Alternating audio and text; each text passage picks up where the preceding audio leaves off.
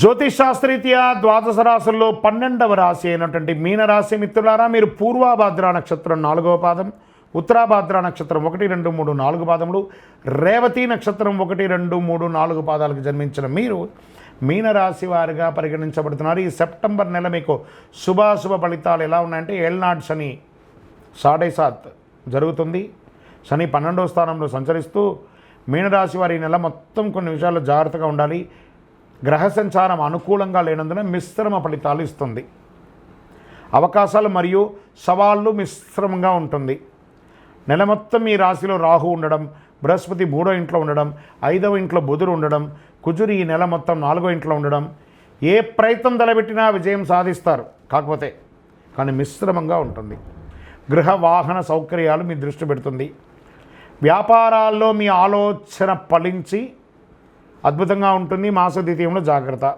డాక్టర్లు, లాయర్లు తదితర వృత్తి నిపుణులకి డిమాండ్ పెరుగుతుంది. మీ స్నేహం దెబ్బతినే అవకాశం ఉంటుంది. స్నేహితులతో మాట్లాడేటప్పుడు జాగ్రత్త.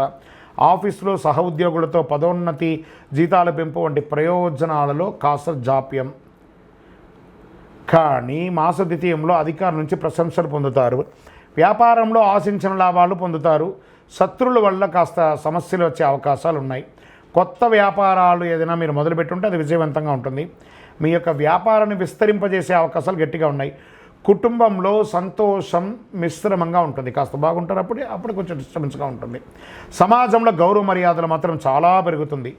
బంధువులు, స్నేహితులు ఎంతో సహకరిస్తారు. మాస ద్వితీయంలో భార్యాభర్తల మధ్య అన్యోన్యత పెరుగుతుంది. నెలాఖరులో చిన్న చిన్న అభిప్రాయాలు రావచ్చు, కానీ ఏమీ ప్రభావం ఉండదు. వివాహం మరియు సంతానం లేని వారికి వివాహ యోగం, సంతాన యోగం, శుభకార్యాలు లాంటి సంకల్పించే అవకాశాలు ఉన్నాయి. మాసాంతరంలో బంధువులతో చిన్న చిన్న సమస్యలు వచ్చే అవకాశాలు ఉన్నందున ఓపిక పట్టండి.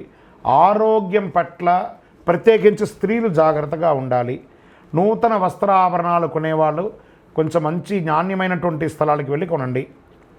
మాస చివరి భాగంలో శత్రువుల వల్ల సమస్యలు, అప్పుల బాధలు తలెత్తవచ్చు. ఇతర రాష్ట్రం, ఇతర దేశాలకు వెళ్ళే అవకాశాలు ఉంటాయి. కోర్టు వ్యవహారాలు కాస్త జాప్యమయ్యే అవకాశాలు ఉన్నాయి. ఆధ్యాత్మిక పట్ల ఉత్సాహం పెరుగుతుంది. విద్యార్థులకి ఈ మాసం 15వ తారీఖు వరకు బాగుంటుంది. 15 తర్వాత కాస్త మిశ్రమంగా ఉంది. ఆరోగ్యపరంగా జాగ్రత్తగా ఉండాలి. రాజకీయ నాయకులకి మిశ్రమం. దస్తావేజులు జాగ్రత్త అండి. మీ యొక్క డాక్యుమెంట్స్ ఏమైనా ఉంటే జాగ్రత్త. షేర్ మార్కెట్ మిశ్రమం. మీడియా రంగం వారికి ఈ నెల చాలా బాగుంది. కళాకారులకి బాగుంది. ఇండస్ట్రీస్ జోన్ వెళ్ళేవాళ్ళు ఆ ఇండస్ట్రీ టూర్కి వెళ్ళే అవకాశాలు ఉన్నాయి. చంద్రాష్టమం ఈ నెల 6/9/2024 11 గంటల రాత్రి నుండి 9/9/2024 11 గంటల 28 నిమిషాలు ఉదయం వరకు చంద్రాష్టమం ఉంటుంది. జాగ్రత్త. మంచి రోజులు ఏమైనా ఉన్నాయా సెప్టెంబర్లో అంటే 1, 3, 10, 13, 22, 27 ఇలా బాగుందని చెప్పచ్చు. పరిహారం ఏమైనా ఉందా ఈ నెల అనుకుంటే, నవగ్రహ సన్నిధిలో గురు భగవానునికి నూనె దీపం వెలిగించండి. పసుపు పూలతో పూజించండి. శని భగవానునికి ప్రార్థన చేయండి. శని భగవానునికి 19 ప్రదక్షిణాలు చేయండి. దక్షిణామూర్తి శ్లోకం చేయండి. మీ వయసు ఎంత ఉందో అన్ని దీపాలు వెలిగించండి. కరుంగాళి మాల ధరించండి. మీ యొక్క సంపూర్ణ జాతకం తెలుసుకోవాలనుకుంటే మీ పరిసర ప్రాంతాల్లో ఉన్న జ్యోతిషాస్త్ర నిపుణులను సంప్రదించండి. లేదా మా ద్వారానే తెలుసుకోవాలనుకున్నారా, కింది నెంబర్కి మీ date of birth, time of birth, place of birth WhatsApp చేయండి.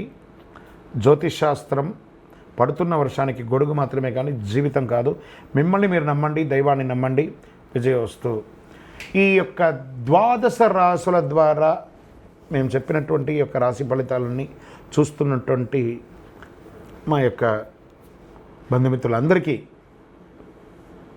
నమస్సుమాంజలు. మీరందరూ కూడా ఆయురారోగ్య ఐశ్వర్య భోగభాగ్యాలతో ఉండాలని అఖిలాండ కోటి బ్రహ్మాండ నాయకుడు శ్రీ ధర్మశాస్త్ర అయ్యప్ప స్వామి వారిని ప్రార్థన చేసుకుంటున్నాం. తిరుపతిలో అయ్యప్ప స్వామి వారి 18 అవతారాల దేవాలయాన్ని బ్రహ్మశ్రీ డాక్టర్ చంద్రమౌళి గురుస్వామి గారు నిర్మించారు మీకోసమే. మీరు తిరుపతికి వచ్చినప్పుడు కపిలి తీర్థానికి దగ్గరలో జీవకోన అనే ప్రాంతంలో ఈ దేవాలయం నిర్మించాం. దర్శించుకోండి. మీకోసం మన దేవాలయంలో లోకక్షేమం కోసం ప్రార్థన చేస్తాను. వందే మాతరం, వందే మాతరం, వందే మాతరం.